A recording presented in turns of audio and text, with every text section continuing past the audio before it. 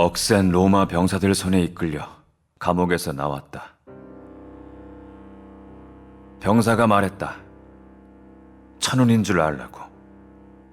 누군가가 너 대신 죽게 됐다고. 살았다는 안도감에 맥이 탁 풀려 순간 휘청거렸다. 바깥 계단에 나와 섰을 때 내 눈에 들어온 것은 한 피투성이 남자가 돌기둥에 매여 채찍으로 맞고 있는 장면이었다. 철쭉에 뜯긴 살점들이 핏자국과 함께 바닥에 흩뿌려져 있었다. 저 사람... 내가 아는 얼굴이다. 어느 날 갑자기 나타나 갈릴리와 예루살렘을 발칵 뒤집어 놓은 남자. 하늘을 찌를 듯 치솟은 그의 인기는 나도 익히 알고 있었다. 우리 당에서 영입을 꾀했지만 그와 우리의 노선은 너무나 달랐다. 우리는 땅을 갈아엎으려 했는데 그는 천국을 가져오려 했다. 우린 갈취하고 죽였는데 그는 아낌없이 내주고 생명을 살렸다.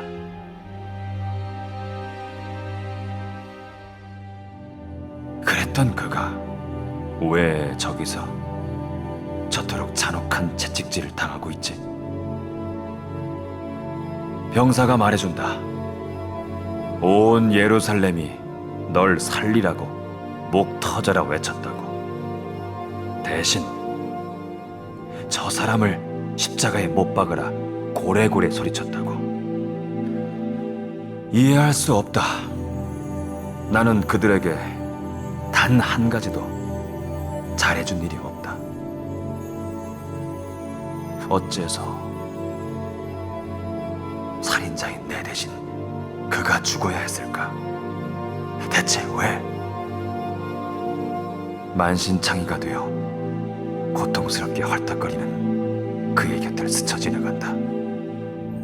이유를 알 수 없는 자책감이 온몸을 휘감는다. 나는 오늘 아무것도 하지 않고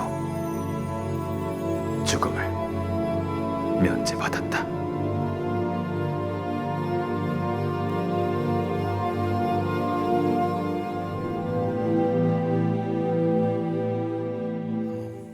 오늘은 사면받은 죄수 바라바에 관하여서 그 인물을 통해서 오늘 우리에게 주시는 또한 은혜를 함께 나누고자 합니다.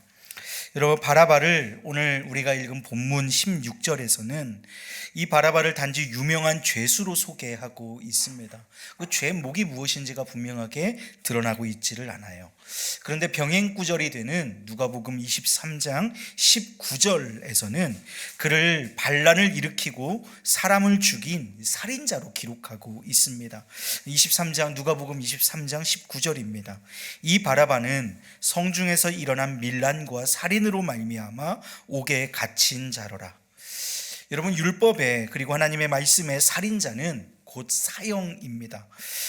창세기 9장 6절 말씀에 보면 다른 사람의 피를 흘리면 그 사람의 피도 흘릴 것이니 이는 하나님이 자기 형상대로 사람을 지으셨음이니라. 하나님께서 자기 형상대로 지은 사람에게서 피를 흘린 자, 곧 죽인 자는 곧 그 사람도 죽임을 당하게 될 것이다 라는 말입니다. 또 출애굽기 21장 12절 말씀에서는 사람을 쳐 죽인 자는 그도 반드시 죽여야 할 것이라고 말씀하고 있습니다. 그러므로 바라바는 마땅히 죽어야 할 죄인입니다. 여러분, 오늘 본문에 우리가 읽은 말씀의 현장 속에서 이런 살인자를 어떻게 예수님과 함께 세워놓고 누구를 살리고 누구를 죽여야 하느냐라는 질문을 할 수 있는 것입니까? 뭐가 엇비슷해야 하죠. 뭐가 비슷한 것들을 갖다 놓고 무엇을 살리고 무엇을 죽여야 할까를 논해야지요. 그런데 여기는 지금 티끌만큼의 죄도 없으신 예수님과 밀란을 일으키고 사람을 죽인 살인자와 둘을 저울질을 해놓고 그 안에서 누구를 죽일까 누구를 살릴까를 겨루고 있는 것입니다. 그런데 이 말도 안 되는 일이 지금 벌어지고 있는 거예요. 마태복음 27장 17절 말씀에 이렇게 기록합니다. 그들이 모였을 때에 빌라도가 물어 이르되 너희는 내가 누구를 너희에게 놓아주기를 원하느냐? 바라바냐? 그리스도라 하는 예수냐? 저울추가 맞지 않는 저울을 지금 보고 있는 것입니다. 살인자와 하나님, 이게 과연 비교할 수 있는 대상입니까? 이런 말도 안 되는 질문에 사람들은 놀라운 답변을 내놓습니다. 뭐라고 고백합니까? 바라바를 살리고 예수를 십자가에 못 박여 죽여야 합니다 라는 것입니다. 21절 말씀에 이렇게 얘기합니다. 총독이 대답하여 이르되 둘 중엔 누구를 너희에게 놓아주기를 원하느냐? 이르되 바라바로소이다. 바라바를 놓아주고 그리스도 예수를 죽여야 합니다 라고 얘기하고 있는 것이지요. 의를 죽이고 불의를 살리라 하고는 무서운 함성입니다. 이것은 선을 죽이고 악을 살리라는 무서운 외침입니다. 살인자는 살리고 구원자는 죽이라는 말씀입니다. 흉악한 죄인은 살리고 거룩하신 하나님은 죽이라는 함성이 예루살렘 성에 울려 퍼지고 있는 것이지요.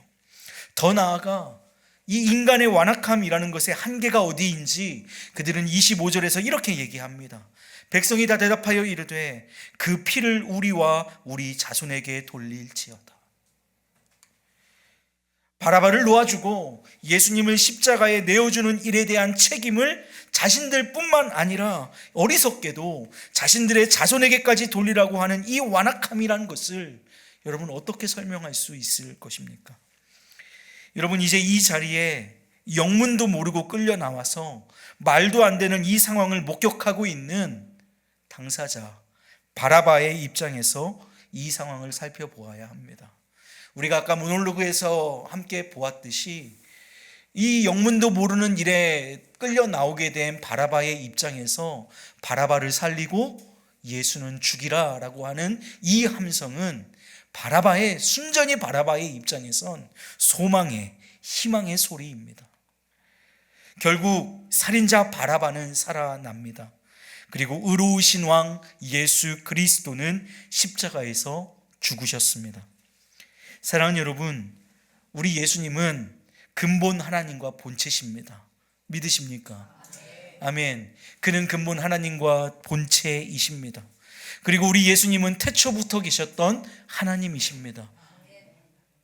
그런 우리 예수님이, 우리 주님이 죄인들을 위하여서 이 땅에 오셨습니다. 마태복음 20장 28절은 이렇게 기록하고 있습니다. 인자가 온 것은 섬김을 받으려 함이 아니요 도리어 섬기려 하고 자기 목숨을 많은 사람들의 대속물로 주려 함이니라.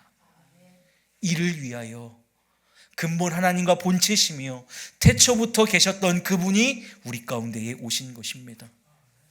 사랑하는 여러분, 예수 그리스도께서 허물과 죄로 죽은 우리를 살리시기 위해 자신의 목숨을 우리의 죄값으로 치러주신 줄 믿습니다.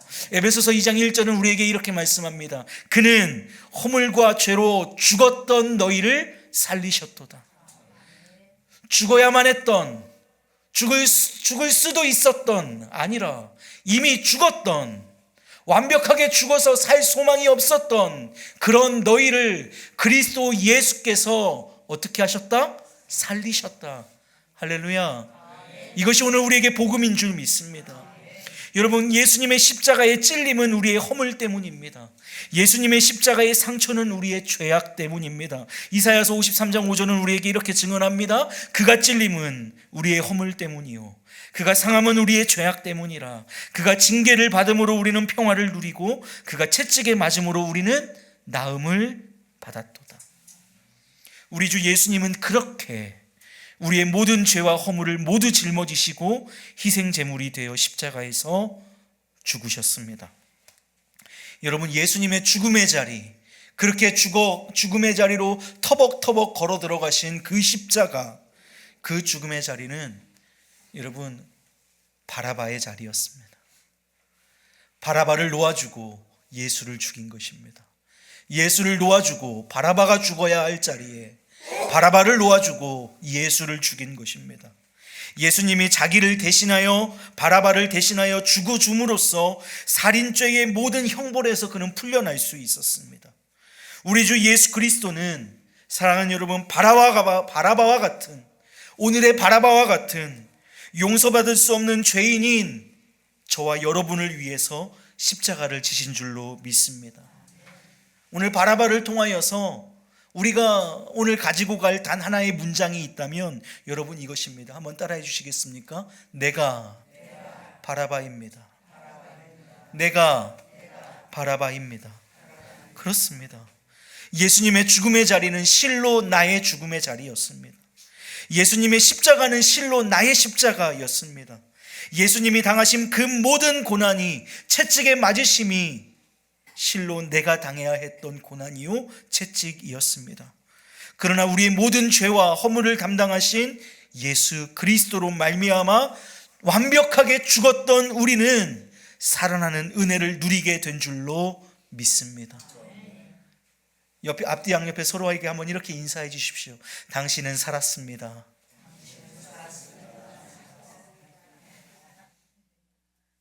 사셨습니까? 거저 사셨습니까? 아니요, 그렇지 않습니다. 우리 주 예수 그리스도의 목숨값으로 산 줄 믿습니다. 사랑하는 여러분, 이제 그토록 완벽한 죽음에서 살아난 살인자 바라바에게는 이제 죽음에서 살아난 곧 누구? 나에게는, 내가 곧 바라바이니까 살아난 우리에게는 그러므로 마땅히 살아내야 할 예수님의 생명값이 있는 줄로 믿습니다. 그것을 오늘 저는 3가지 정도로 요약해서 오늘 저와 여러분에게 나누기를 소망합니다. 첫 번째는 한번 따라해 주십시오. 새 생명 얻은 자의 기쁨으로 살아야 합니다. 여러분, 우리는 예수님이 대신 죽어주심으로 죄의 문제가 깨끗하게 해결되었습니다. 그러므로 더는 우리는 죄인으로 살 수 없고 살아서도 안 됩니다. 더 이상 과거의 살인자로 살지 말아야 합니다. 더 이상 죄인의 멍에를 지지 말아야 합니다. 예수 그리스도의 십자가 대속의 은혜로 죄사함을 받았으므로 우리는 새 생명의 기쁨으로 살아내야 하는 줄로 믿습니다. 두 번째는 내가 먼저 받은 은혜를 나누는 삶을 살아야 합니다. 한번 따라해 주십시오. 내가 먼저 받은 은혜를 나누는 삶을 살아야 합니다. 여러분, 바라바는 어떠했다고 아까 얘기하던가요? 과거에는 다른 사람들에게 아픔과 고통만을 주고 손해를 끼치는 삶을 살았지만 이제는 예수님의 희생을 통해 내가 새 생명 얻었으므로, 내가 먼저 그 은혜 받았으므로 이제는 자신도 다른 사람을 위하여 예수님 닮아 희생과 섬김의 모습으로 살아가야 한다라는 것이지요. 사랑하는 여러분, 은혜를 먼저 받았으므로 그 은혜를 또한 나눌 수 있는 폭넓은 저와 여러분 되시기를 주님의 이름으로 축복합니다. 나만 이 은혜 받을 거야, 내 거야. 여러분, 우리 모두를 위해 우리 구주 예수 그리스도가 십자가에 달리셨다는 사실을 기억하시고, 내가 먼저 받았으므로 나도 또한 아직 믿지 않는 그들에게, 또 사랑하는 우리의 믿음의 지체들 가운데에 그 사랑을 흘려보내실 수 있는 그리스도인들, 예수의 사람들 되시기를 주님의 이름으로 축복합니다. 오늘 마지막입니다. 나를 살게 하신 예수님을 위하여 살아야 합니다. 따라해 주십시오. 나를 살게 하신 예수님을 위하여 살아야 합니다. 네, 여러분, 은혜를 모르면 그것은 진짜 은혜가 아닙니다. 또 은혜를 갚지 않으면 진짜 은혜를 갚은 것은 아닙니다. 물론 우리가 하나님으로부터 받은 모든 은혜를 다 갚을 수 있는 인생은 이 땅에 없습니다. 그러나 은혜를 입은 사람은 은혜를 베풀어 주신 자를 위하여 살아야 하는 것은 또한 마땅하고 당연한 일입니다. 우리가 예수 그리스도로부터 갚을 수 없는 은혜를 우리가 입었다면 여러분, 우리는 당연히 예수를 위하여 살아야 하는 줄로 믿습니다. 사도 바울은 로마서 14장 7절과 8절 말씀으로 이렇게 선언합니다. 오늘 이 말씀 우리의 믿음의 선포로 함께 할 수 있기를 원합니다. 자, 로마서 14장 7절 8절 우리 힘차게 온 힘을 다해서 중심을 담아서 고백하겠습니다. 시작. 우리 중에 누구든지 자기를 위하여 사는 자 없고 자기를 위하여 죽는 자도 없도다. 우리가 살아도 주를 위하여 살고 죽어도 주를 위하여 죽나니 그러므로 우리가 사나 죽으나 주의 것이로다. 아멘. 사랑하는 여러분, 은혜를 받았으니 그 은혜 받은 자로 예수님을 위하여 살아야 하는 줄로 믿습니다. 사면받은 죄수 바라바 어떻게 바라보셨습니까? 그 바라바를 바라보면서 어떤 마음을 가지셨습니까? 저 사람 참 운도 좋네. 아까 뭐라고요? 간수가 이 바라바를 끌고 오면서 천운이라고 했던가요? 천운? 그런 것으로 설명할 수 있는 것이 아니죠. 여러분, 이 바라바 죽을 수밖에 없고 또 마땅히 죽을 죄를 지었던 바라바, 그가 짊어져야 했던 십자가, 그곳에 예수가 계셨습니다. 근데 그 바라바가 누구라고요? 우리가 손가락질 알고 아이고 운 좋네 여겼던 그 사람이 다른 누구도 아니라 나란 말입니다. 내가 죽어야 할 그 자리에 예수님이 터벅터벅 들어오신 것입니다. 그러므로 우리는 은혜를 받았습니다. 다시 살았습니다. 그러므로 사랑하는 여러분, 오늘 예수 그리스도에 있는 나로서 구원받은 은혜를 기억함으로 새 생명의 기쁨으로 사십시오. 은혜를 나누는 섬김으로 사십시오. 그리고 무엇을 하든지 주를 위하여 사는 복된 예수의 사람 그리스도인 우리 우왕중앙교회 믿음의 식구들 모두 되시기를 주님의 이름으로 축복합니다.